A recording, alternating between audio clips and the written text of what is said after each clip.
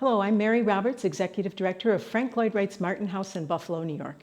Thank you for joining me today on a virtual visit to the Conservatory. The Conservatory is one of 3 historic structures that needed to be replicated as part of our restoration effort. Originally, the Conservatory was designed as a greenhouse. The Martins used it to grow plants in pots. They had flowering vines, bougainvillea and other things. They also grew orchids and flowering plants in here that Mrs. Martin liked to use in bouquets. It's an unusual building because of the way Wright designed it. It has one of the only transom glass skylight roofs that we're aware of. It was featuring a beautiful 9-foot 3-inch tall statue of Winged Victory at the end of it. The vista from the front door of the Martin House is about 180 feet, looking down through the open-air pergola into the Conservatory, where you see this beautiful cast of Nike of Samothrace that was part of our restoration effort as well.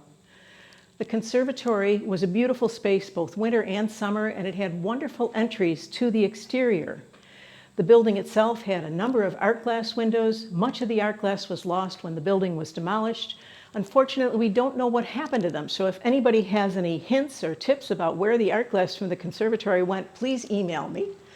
You see here some of the replica pieces of art glass that are installed in the building now.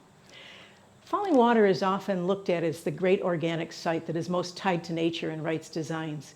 We like to think at the Martin House that the organic element of the landscape is a wonderful connection to nature that Wright gave to the Martins, and it's pervasive throughout the estate.